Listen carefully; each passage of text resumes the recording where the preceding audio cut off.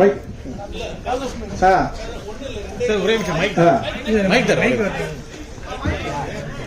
மைக்கிலே கேளுங்க, என்ன பதிவாக்கணும்ல. இந்த படம் காடுவெட்டி குருவோட வரலாறு அப்படின்னு நீங்க சொல்லிட்டு இருக்கீங்க. ஆனா அதிகாரபூர்வமா நீங்க எங்கேயுமே உங்க விளம்பரத்திலயோ உங்க இதுலயோ பதிவு பண்ணலையே. இது இவருடைய வரலாறு தான் பதிவு பண்ணல. ஒண்ணு. ரெண்டாவது, அவர் குடும்பத்தை சேர்ந்தவர்களை எங்கிட்ட கேட்காமலேயே ஒரு படம் எடுத்துட்டு இருக்காரு. நாங்களே அப்படி ஒரு படம் எடுக்கிற மாதிரி ஐடியாவில் இருக்கோம்னு சொல்லியிருக்காங்க. சரி, போன இசை வெளியீட்டு விழா வந்தீங்களா? வரலையா? நான் போன இசை வெளியீட்டு விழாவிலேயே பிரகடனப்படுத்திட்டோம். நீங்க கேட்ட முதல் கேள்வி. ரெண்டாவது கேள்விங்கிறது சொல்லலையே. இல்ல, இது பேசுற ட்ரூ ஸ்டோரி இவரோட இது அப்படின்னு நீங்க அதிகாரப்பூர்வமா உங்க ப்ரோமோல நீங்க படம் பார்க்கும்போது இந்த படத்துல நான் 2 பேராவும் எடுத்தேன். காடுவெட்டி குருன்னு எடுத்தேன். அப்புறம் நாம எல்லா நேரத்திலயும் அதிகார வர்க்கத்தை எடுத்துக்கிட்டு தாங்க இருக்கோம். விடலன்னா காடுவெட்டி குணான்னு எடுத்தேன். என்னுடைய பாடல் வெளியீடு முன்னாடி நடந்தது, கொடுக்க மாட்டேன்ட்டாங்க. சமூகத்தின் பெயரை சொல்லக்கூடாது, அவரு பேரை சொல்லக்கூடாது, எங்க குருசாமி இல்ல அவர் புலிக்குடி பாடல், இன்னும் எத்தனையோ அது உங்களுக்கு தரவே முடியாதுட்டாங்க. எனக்கும் அந்த சென்சார் அதிகாரி உயர் அதிகாரிக்கும் இதுவரைக்கும் தமிழ் சினிமாவில் அப்படி ஒரு வாக்குவாதமும் ஒரு கசப்பும் நடந்திருக்குமா, தகிப்பும் நடந்திருக்குமான்னு எனக்கு தெரியாது. நீங்க எங்க வேணாலும் போங்க, தர முடியாதுங்க. நீங்க படம் எடுத்து முடிச்சதுக்கு அப்புறம் படத்துக்குள்ள இந்த சமூகத்துல பெரிய சிக்கலும் கலவரமும் வந்தா யாருங்க பொறுப்பு? அதுக்காக நான் ஐஏஎஸ் படிச்சுட்டு வந்திருக்கேன் அப்படின்னு அவரு சொன்ன. இதுக்கு முன்னாடி எதுவுமே அப்படி செய்யாதவன், நான் கொடுத்த பாட்டிலுமே எந்த சிக்கலும் இல்லாதப்ப நீங்க கொடுக்க முடியாதுன்னு சொல்றதுக்கு உங்களுக்கு என்னங்க அது அதிகாரம் இருக்கு? இதுக்குதான் நீங்க அந்த படிப்பை படிச்சுட்டு வரீங்களா, வந்தீங்களா அப்படின்னு கேட்டேன். நீங்க என்ன சொன்னாலும் சரி, எனக்கு என்ன கொடுத்த வேலையை தான் நான் செய்ய முடியும். இல்லைங்க யாருமே, நான் சொன்னேன் பாட்டுல கலவரத்தை ஏற்படுத்தினா நீங்க வெட்டுங்க, படத்துல வேணாலும் வெட்டுங்க. அப்படி இருக்கும்போது இல்லாத போது நீங்க எப்படி நீங்க பாடலே வெளியிட முடியாது? நீங்க படத்தை காட்டுங்க, படத்தை பார்த்துட்டு தான் நான் பாடல் வெளியிட கொடுப்பேன்னு இது வரைக்கும் தமிழ் சினிமாவிலே இல்லாத, அல்லது எனக்கு தெரிஞ்ச இந்திய சினிமாவிலே இல்லாத நீங்க எப்படி செய்ய முடியும் அப்படின்னப்ப இது ரொம்ப சென்சிட்டிவானது, அதனால நாங்க செய்ய முடியாது அப்படின்ட்டு. நான் உண்மையிலேயே ஒரு பெரும் வார்த்தை, அது ஒரு படைப்பாளியுடைய கோபமான தரம் தாழ்ந்த வார்த்தை இல்ல, ஒரு வார்த்தையை சொல்லி வயிற்றுல அடிச்சுட்டு படைப்பை இப்படி எல்லாம் சிதைக்க கூடாது அப்படின்னு சொல்லிட்டு வந்துட்டேன். படைப்பை பார்த்தாங்க. பார்த்துட்டு நீங்க கேட்ட கேள்விக்குள்ளேயே ஒரு பதில் இருக்கு. இந்த படைப்பு வழக்காடு மன்றத்துக்கு போயிருக்கு. வழக்காடு மன்றத்துக்கு போறதுக்கு அவங்களுக்கு 100% உரிமை இருக்கு. வழக்காடு மன்றத்தில் என்ன போயிருக்கு? என் தந்தை பெயருக்கு களங்கம் ஏற்படுத்துவது போல இந்த கதை அமைக்கப்பட்டிருப்பதாக நாங்கள் நம்புகிறோம். அதனால இந்த படத்துக்கு சென்சார் தரக்கூடாது. சென்சார் கோர்ட் டைரக்ஷன் எங்க சென்சார் கொடுத்துருச்சு. சென்சார் அதுக்குதான் இது பதிலுக்கு நானும் வழக்குக்கு போனேன். நீங்க ரெண்டையும் பாருங்க, கொடுக்கறது கொடுக்காதுங்கிறது உங்களுடைய தீர்ப்புல உங்களுடைய முடிவுல இருக்குன்னு ஹைகோர்ட் சொல்லிடுச்சு. அதனாலதான் நான் தரமாட்டேன்னு இன்னும் ஸ்ட்ராங் ஆனாங்க. அப்ப படைப்பை பார்த்ததுக்கு அப்புறம் என் பாடல் வெளியீடு தள்ளி போச்சு. படத்தை பார்த்தாங்க. பார்த்துட்டு 2 மணி நேரம் என்னை கூப்பிடாமலே டிஸ்கஷன். அப்புறம் உள்ள கூப்பிட்டாங்க. காரணங்களா கேட்கிறாங்க, இந்த படைப்பை எதுக்காக எடுத்தீங்க, என்ன ஏது, என்ன இதுக்கு என்ன ஆவணம் இருக்கு. நான் ஆவணங்களை எல்லாத்தையும் எடுத்துட்டு போயிருந்தேன்.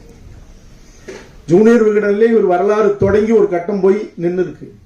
ஆனந்த விகடன்ல கேட்டேன், அவங்க தேடி எடுத்து கொடுத்தாங்க. ஏன்னா என்னுடைய நோக்கம் என்னங்கிறது அவங்களுக்கு தெரிஞ்சதுனால எல்லா ஆவணத்தோடையும் நான் எடுத்துட்டு போய் கொடுத்தேன். இவங்க கொடுக்க மாட்டாங்க, இது நடக்கவே நடக்காது, பெரும் சிக்கலாக போகுதுன்னு நான் நினைச்சிட்டு இருந்தேன்.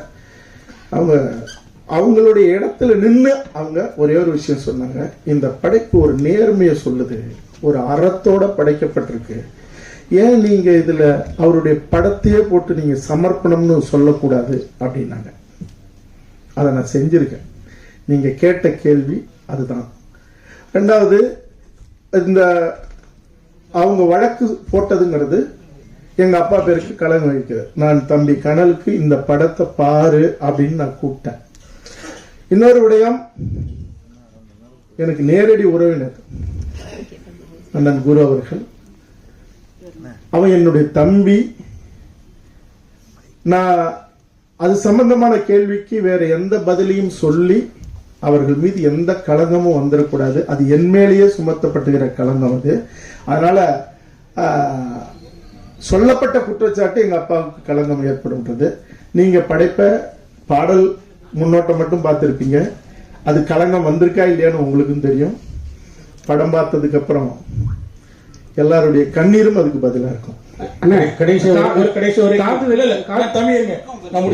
ஒரே நிமிஷம். அதாவது சார், அவர் காடுவெட்டி குரு ஒரு எளிய தலைவர், எளிய மக்களுக்காக உழைத்த தலைவர்.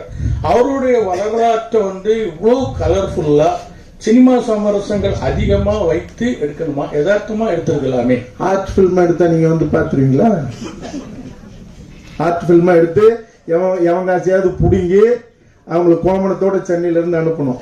அதானே படைப்புங்கிறது. கலை சார்ந்தது, அலங்காரம் சார்ந்தது.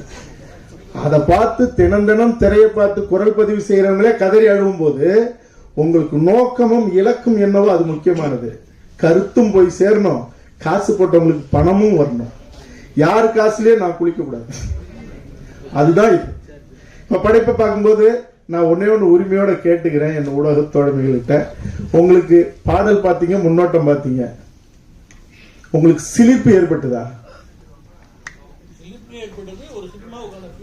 இருந்தது இல்ல? அப்ப அது முக்கியம் தானே. நான் அழுக்கு வேட்டியும் அழுக்கு சட்டையும் போட்டு ஒரு சாதாரண ஒரு ஒளிப்பதிவாளரை வச்சு இல்ல ரொம்ப சாதாரணமா ஒரு படைப்பை செஞ்சு நான் எடுத்துட்டு வந்தா இந்த வார்த்தையை நீங்க சொல்லுவீங்களா? அடுத்தது காடுவெட்டி குரு ஐயா ஒரு சமூக சார்ந்துதான் இருந்தாருன்னு சொல்லிட்டு இப்ப வரைக்கும் பேசப்படுது. இந்த படத்துல எல்லா சமூகத்துக்கும் சார்ந்தவர்னு சொல்லிட்டு ஒரு விஷயம் வச்சிருக்கீங்களா? ஏன்னா அதுதான் குறிப்பிட்ட ஒரு லெவல்ல யாரா இருந்தாலும் அதான் பேசுறாங்க. இதுக்கு நான் பதில் சொல்றதை விட என் படம் தான் பதில் சொல்லணும். இதே கேள்விய பிரஸ் போடுவோமா? அங்க வச்சு பேசுவீங்களா? கேள்வி கேட்பீங்களா? கண்டிப்பா. தேவையானவங்க ரெண்டா கிழிக்கிறதுக்கான உரிமை உங்களுக்கு இருக்கு. அதுக்கான பதில் அப்ப நான் சொல்றதுக்கு எனக்கு உரிமை இல்லை. அது படம் தான். ஏன்னா அப்புறம் இன்னொரு கொஸ்டின், காடுவெட்டி குரு அந்த டைட்டில் இருக்கிறதே உங்களுக்கு பிரச்சனைன்னு சொன்னீங்க.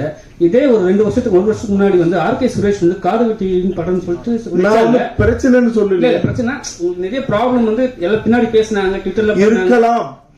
அந்த டைட்டில் இருக்கிற என்ன பிரச்சனை வருது உங்களுக்கு? எந்த டைட்டில்? காடுவெட்டி.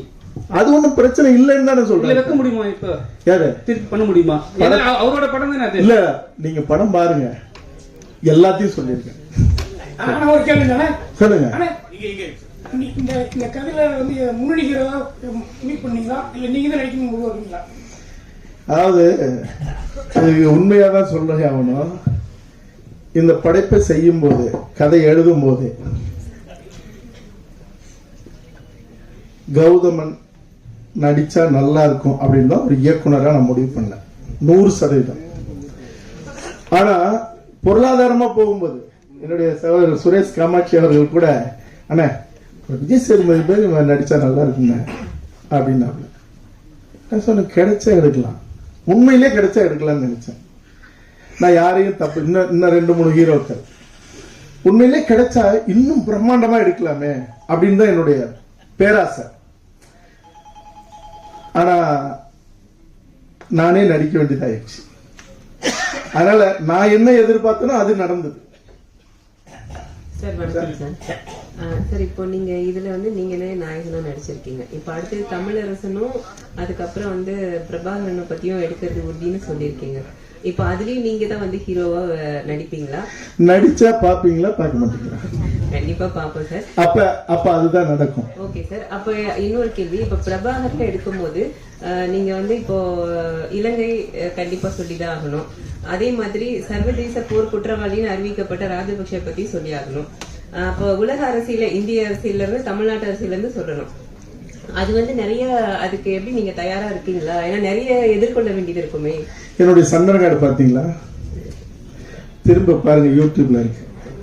என் இனத்தை அழிச்ச அதிகார வர்க்கம், அரசியல்வாதி, IAS, காவல்துறை உயர் அதிகாரிகள், அன்னைக்கு இருந்த அரசியல்வாதிகள், ஆட்சியாளர்கள் அத்தனை பேர் எரிச்சு சாம்பலாக்கி கரைச்சு விட்டோம்.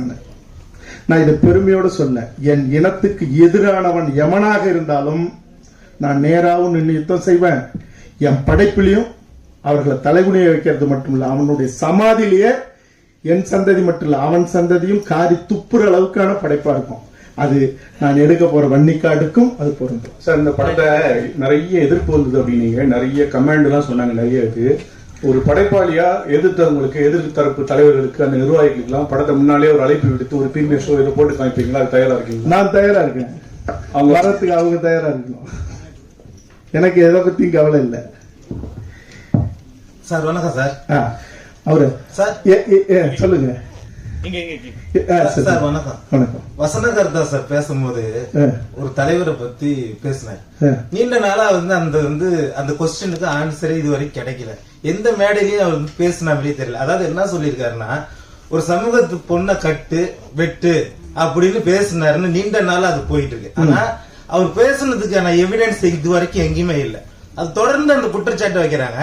உங்க மேடையிலயும் வசனகர்த்தா அதை சொல்றாரு. இது எந்த விதத்துல நியாயம்னு நீங்க நினைக்கிறீங்க? அதுக்கான ஆன்சர் நீங்க தான் பண்ணணும். இல்ல, அவரு சொன்னதுக்கு நான் எப்படிங்க பண்ணல? இல்ல சார், நீங்க என் படத்துல இருக்கா? உங்க படத்தோட என் படத்துல இருக்கா? உங்க படத்தோட வசனகர்த்தா பேசல. என்ன கேளுங்க. இல்ல சார், அதான் உங்கள்ட்ட நீங்க கேட்கிற கேள்விக்கு நீ கேட்கிற கேள்வி அறமான கேள்வி இல்லைன்னு உங்களுக்கு பின்னாடி இருக்கிற நம்மளுடைய கூட சகோதரர் சொல்றாங்க. அதுக்கு நான் பதில் சொல்லக்கூடாது, சொல்றது நியாயமும் இல்ல. ரெண்டாவது, அது இதுக்கான இடம் இல்ல. என்னகிட்ட கேளுங்க. சரி, உங்க படம்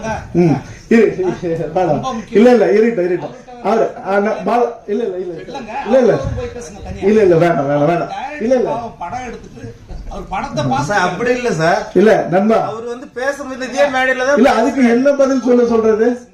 என்ன பதில் சொல்றது இது? இல்ல சார், அப்படி பேசினாருன்னு நீண்ட நாள ஒரு தலைவர் மேல குற்றச்சாட்டு இருக்கு. அந்த குற்றச்சாட்டு உண்மையா? நான் எல்லாருக்காகவும் நிற்கிறேன். அதுல நீங்க உங்களுக்கு நம்பிக்கை இருக்கா? அடுத்து இது கயத்தார் பகுதியில் நடந்தது. ஜான்பாண்டியன் கட்சிக்காரங்களை வெட்டினாங்க, நடந்துச்சு. அதெல்லாம் அதை விட்டுருங்க. மரவணை வெட்டு, மரத்திய கட்டுகள் நடந்தது, அதை விட்டுருங்க. இப்போ தமிழரசன் கதை எடுக்கிறீங்கன்னாக்க உண்மையிலேயே அப்படியே, ஏன்னா உங்க அப்பா தமிழரசன் கூட பழகினவர். அப்ப முழுக்க கரெக்டா எடுப்பீங்களா? பொன்பரப்பி சம்பவத்துல எல்லாத்தையும் கரெக்டா எடுத்துருவீங்களா? அது ஒரு நெருப்பு சிற்பமா வரும். நான் சொல்றதுல அர்த்தமும் அடர்த்தியும் உங்களுக்கு புரியும் நான் நினைக்கிறேன். அது ஒரு நெருப்பு சிற்பமா வரும்.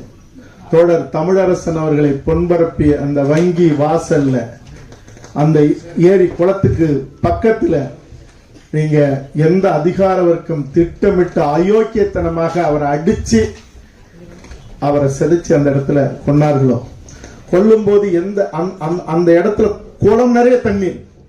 ஆனா காவேரி உரிமைக்காகத்தான் அந்த வங்கி பறிப்புக்கே போனது. தமிழ்நாட்டுக்கே தண்ணி வேணும்னு சொன்ன ஒருத்தனை அடிச்சதோட மட்டும் இல்ல, காவல்துறை முன்னாடி மக்களை நிறுத்தி அடிச்சதோட மட்டும் இல்ல, அவரு தண்ணின்னு வாய் அசையும் போது தண்ணி கூட குடிக்காத அடிச்சு கொன்ன அந்த காட்டு மிராண்டிகள், அதிகார வர்க்கம், காவல்துறை, அவர்களோடு நின்ன கயவர்கள். ஒரு கட்டத்தில் அந்த ஊர் மக்கள், அந்த மக்களுக்கு ஏதாவது செய்யணும், அந்த மக்களுக்கு சேர்ந்து அடிச்சு கொண்டுருச்சுன்னு அன்றைய ஆட்சி, அதிமுக ஆட்சி, எம்ஜிஆர் ஆட்சி, அந்த மக்களுக்கு பள்ளிக்கூடம் கட்டி கொடுத்தது, சமூக நல கூடம் கட்டி கொடுத்தது. இவங்க எல்லாரும் தண்ணீர் நீர்த்தேக்க தொட்டி கேட்கும் போது அந்த மக்கள் ஒரு இடத்துக்கு கூட்டு போறாங்க. தமிழரசனை அடிச்சு கொல்லப்பட்ட இடம் அந்த இடம். அந்த மக்கள் சொல்றாங்க, ஒரு மாவீரன், மகத்தான ஒரு தமிழன், இந்த தமிழ்நாட்டுக்கே தண்ணி வேணும்னு கேட்டான அவனுக்கு ஒரு வாய், குளம் நிறைய தழும்பி தண்ணி நிற்கும் போது ஒரு வாய் தண்ணி கொடுக்காம அவர்களை சாகடிக்கப்பட்ட நாங்க, எங்களுடைய தலைமுறை காலத்துக்கும் தண்ணீர் குடிக்க தமிழரசன் உயிர் விட்ட இடத்துல எங்களுக்கு வாட்டர் டேங்க் கட்டி கொடுங்கன்னு சொல்லி ஒரு வெள்ளி முளைச்ச வேலையிலன்னுட்டு அந்த இடத்துல சொல்றாங்க. நான் அண்ணாந்து பாக்குறேன் ஒரு உயர்ந்த நீர்த்தேக்க தொட்டி. திரும்பி பார்க்கிறேன், என்கிட்ட சொல்லிட்டு இருந்த அந்த சம்பவத்துல சம்பந்தப்பட்டவர்கள்லாம் தலை குனிஞ்சு நின்றுட்டு இருந்தாங்க. இந்த வரலாறு கேட்கும் போதே உங்களுக்கு ஒரு ஆன்மாவை சிலிர்க்க வச்சிருக்கோம். இந்த வரலாற்றுக்குரியவனுடைய வாழ்க்கையும் தியாகம்ங்கிறது தமிழினம் மட்டுமல்ல, மனித குலமே பார்க்கிறாத ஒரு தரிசனம் வரும். அப்படியே வரும். அதற்கு காரணமானவர்கள் எவனையும் நான் விட மாட்டேன். அவன் அதிகாரத்துல இருக்கட்டும், எவனா இருக்கட்டும், நீங்க அது வரும். அப்புறம் காடுவெட்டி குரு ஐயா வந்து மஞ்சள் கலர் சட்டை போட்டுட்டே இருப்பார். அதுக்கு யாரும் இதற்கு விளக்கம் கொடுத்தது இல்லை. அவரு கூட சில இடத்துல கொடுத்துருக்காங்க, தெளிவுபடுத்தல. இந்த படத்துல தெளிவுபடுத்திருக்கலாம். இன்னொன்னு, நம்ம தம்பியை வந்து ஏன் ஃபர்ஸ்ட் படத்திலே போராளியா காட்டினேன், ஒரு லவ் பாயா வந்து பண்ணி ஒரு வேற லெவல் ஹீரோ எடுத்துன்னு போலாம். நீங்க ஏன் இது மாதிரி எடுத்துன்னு வந்தீங்க? அதாவது மஞ்சள் சட்டை போட்டதுக்கு காரணம், நீங்க பாருங்க, எந்த கொடியிலனாலும் நீங்க புலிகளுடைய வன்னிக்காட்டுல பிறந்த கொடியும் பாருங்க, இங்க எந்த சமூகமா இருந்தாலும் தங்களுடைய வீரத்திற்கான ஒரு அடையாளமா வச்சிருக்கிற கொடியும் பாத்தீங்கன்னா மஞ்சள் இருக்கும். மஞ்சள் ஒரு வீரத்திற்கான அடையாளம். இவங்க ஒரு போர்க்குடி, வன்னியர்கள் படை நடத்தி ஆட்சி பண்ணவங்க, அதனாலதான் படையாட்சி. அப்ப அந்த படைங்கிறது ஒரு வீரம் சம்பந்தப்பட்டது. அது சோழர் கால கொடியிலயும் இருக்கும். அப்ப அதனுடைய அந்த மண்ணில கங்கை கொண்ட சோழபுரத்தை தலைநகரமா வச்சுதான் உலகத்தினுடைய முக்கால்வாசி நாடுகள் ஆண்டார் ராஜேந்திர சோழன். அப்ப அதுல அவர் ஊர் இருக்குல்ல, படைநிலை காடுவெட்டி, காடை வெட்டி திருத்தி தன்னுடைய ராஜராஜ சோழன் பல லட்சக்கணக்கான படைகளை நிறுத்தப்பட்ட இடம் அந்த இடம், அதான் படைநிலை காடுவெட்டி. அப்ப அந்த மண்ணில இருந்தவங்க அதை அவர் அடையாளமாக வச்சு அவங்க அதுக்கப்புறம் சங்கமா தொடங்கி அப்படி வரும்போது அது ஒரு கட்டத்துல அது போடப்பட்டது. இதெல்லாம் இவ்வளவு விளக்கமெல்லாம் நான் படத்துல சொல்லல.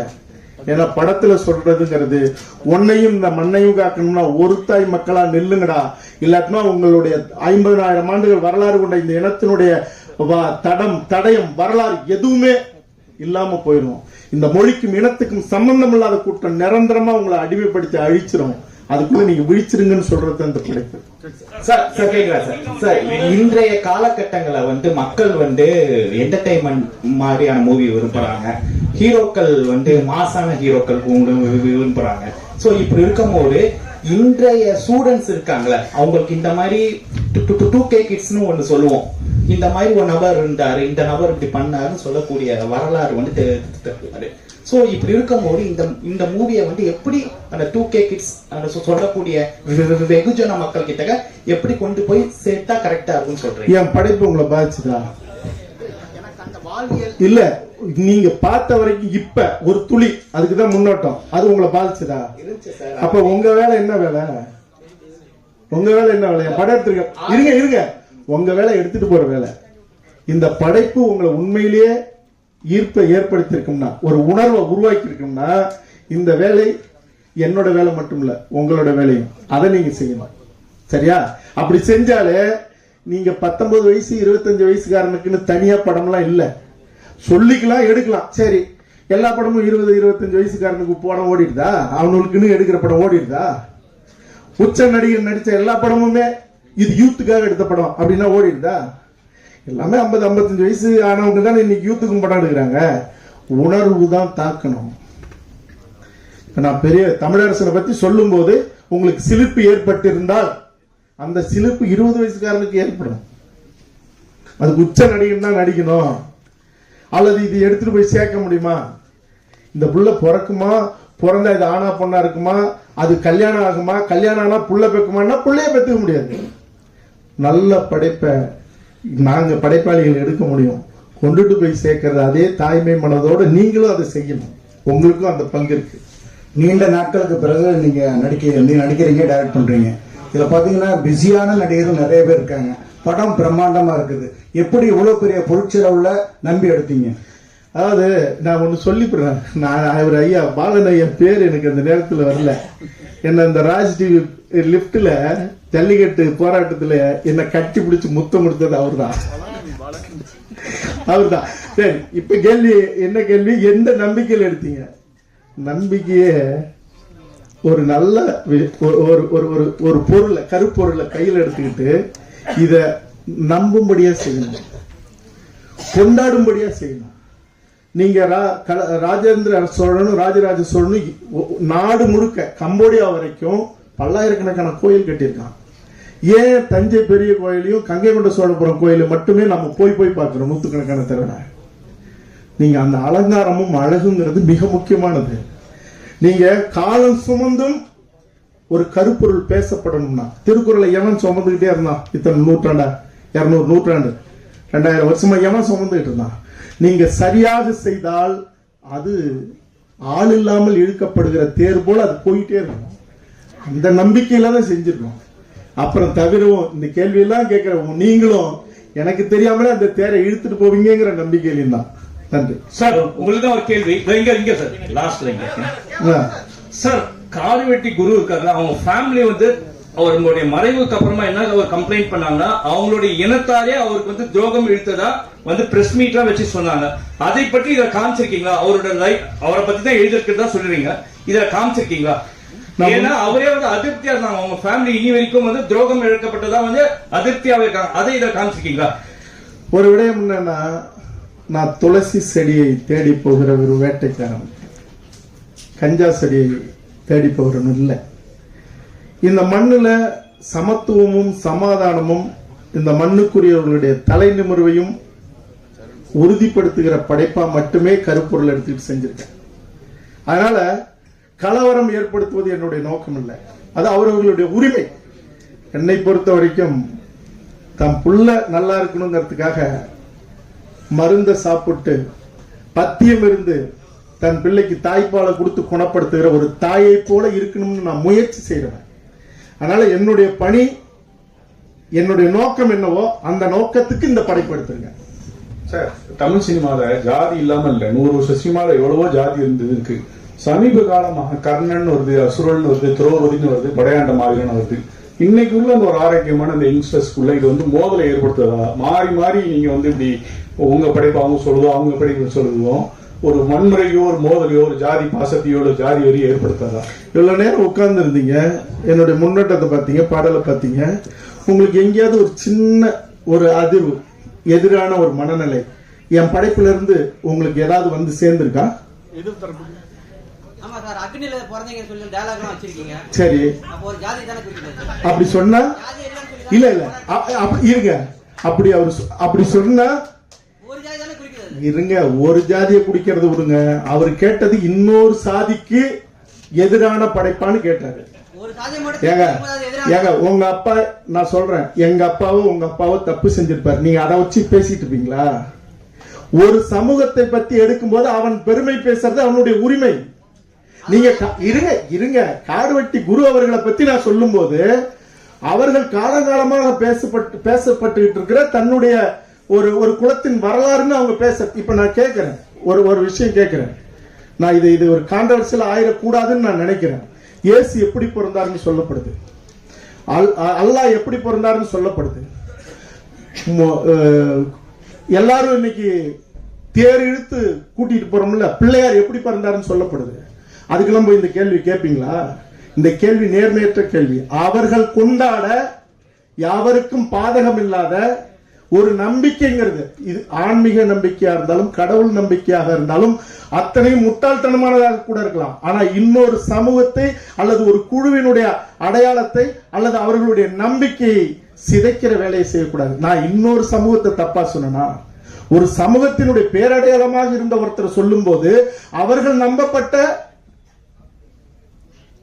அவர்களுடைய அந்த வழி பெருமையை அவர்கள் பேசுறதுங்கிறது, அதை சொல்லக்கூடாதுன்னு சொல்றதே வன்முறை. இதை சொல்வதனால் இன்னொரு சமூகத்தை தாழ்த்தியோ இன்னொரு சமூகத்தை வன்மப்படுத்துறதோ இருந்தால் அது தவறு. அந்த படைப்பாளி தடை செய்யப்பட வேண்டியவன். அதனால இந்த கேள்வி நேர்மையற்ற கேள்வி.